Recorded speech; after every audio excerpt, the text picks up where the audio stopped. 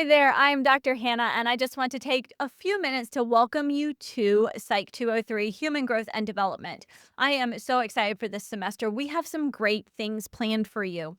But I just wanted to start off with a few reminders and some orientation type things, but I promise I'll keep it short because I know your time is minimal, right? All right, so first up, every single week, I want you to make sure that you are reading the announcements. I always, on Monday morning at 8 a.m., post an announcement of what we will be doing for the week, what to do, and I give you a preview of what's coming up in the following week in case you have a busy week and you need to work ahead a little bit. I'm good with that. So make sure you are checking out the announcements as a recap of everything that's due. But you can also find a schedule in the Start Here section of the course that will outline everything that you have to do every single week for the entire semester. This is all mapped out in advance for you so that you can get it into your calendar, put it on your Trello boards online, whatever it is you use to stay organized as a college student. You are going to have access to that schedule from right now, day one. Okay. So make sure that you are reading the announcements. Also, be sure that you do spend some time in the Start Here section of Blackboard. There is a lot of information here, including something that is really critical, which is the policy acknowledgement form and the syllabus quiz. If you've ever taken an online course before, you know exactly what to expect. If this is your first online course, it is simply just an acknowledgement that you understand the policies, you're going to follow them, and that you've read through the syllabus. So easy peasy as a way to get us started. Now, as you dig into each of the sections throughout the course, we do take them through development kind of in a lifespan approach. So we start with some science stuff first, because as you know, psychology is a science, and we've got to make sure we're all on the same page in terms of research methods and science background type stuff before we get started. And then we move into preconception and conception stage of life, into infancy, into early childhood, adolescence, adulthood, the whole way up through end of life. So I think you're really going to enjoy what we have planned for you. One of the big things that we have this semester that kind of spans multiple weeks is called the Developing Lives activity. And every semester, I'll be honest, I have some students reach out to me and say, I cannot believe we have to do this. And some who are like, oh my gosh, I'm so excited. And kind of everything in between. And the people that reach out to me at the beginning and say, I can't believe I have to do this, they come back to me at the end of the semester and say, that was pretty cool. So whether you fall on the another thing we have to do or that this is going to be neat spectrum, I want you to be really excited for this assignment.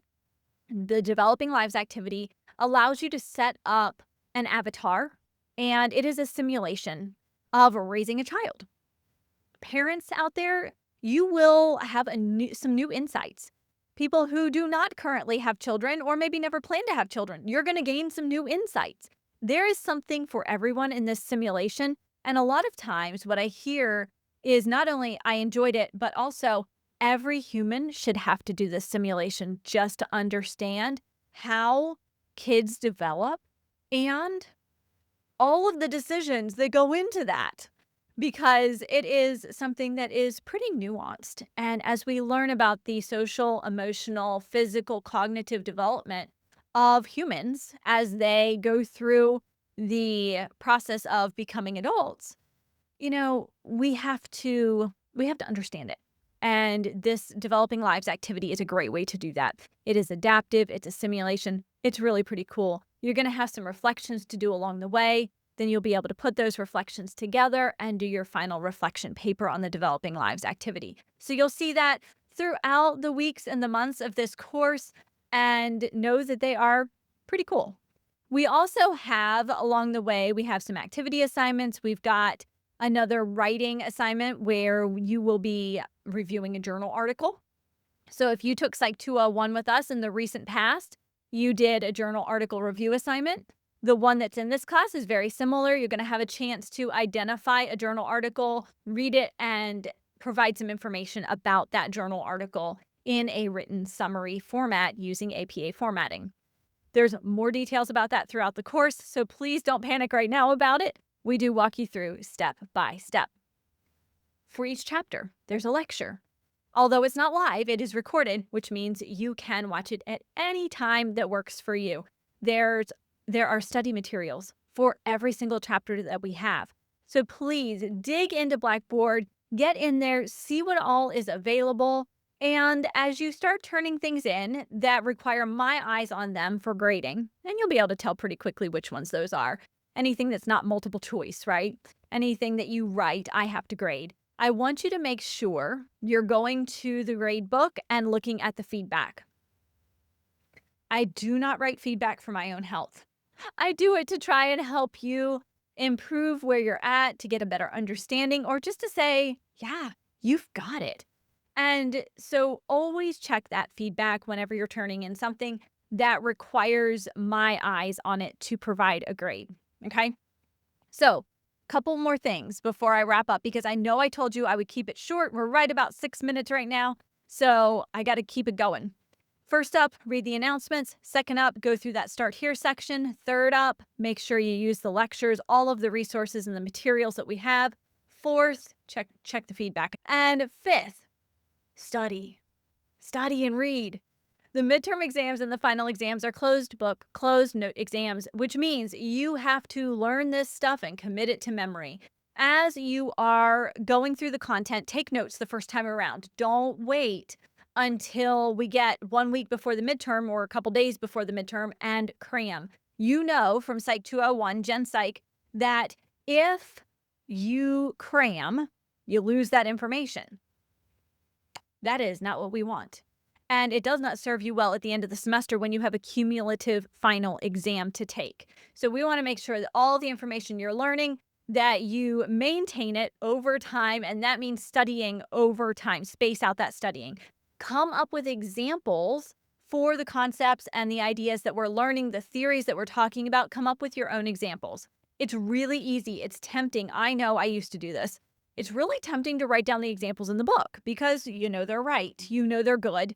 But they aren't always the easiest to remember because they aren't connected to who you are, your life experiences, your situation and circumstances, which means come up with your own examples. When you do that, you are better able to remember them.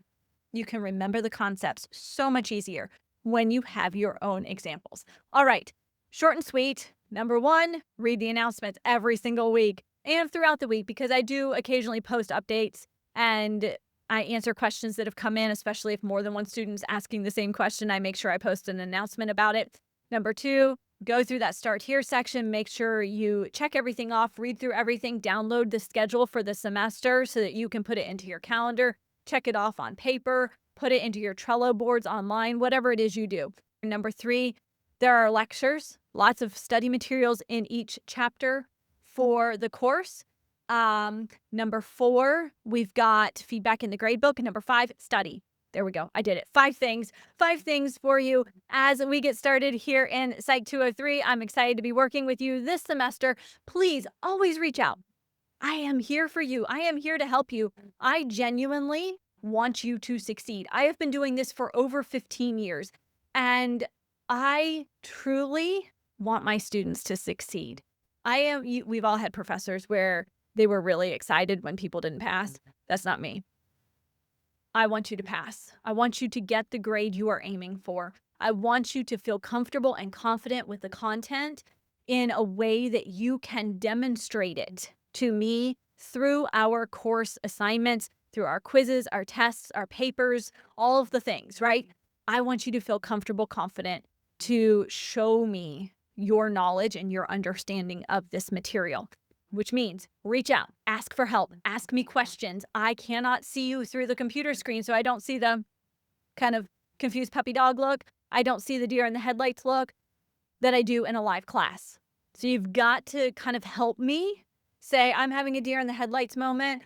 I am so lost. I don't even know what to ask. That's fine. Just tell me and we will work through it together.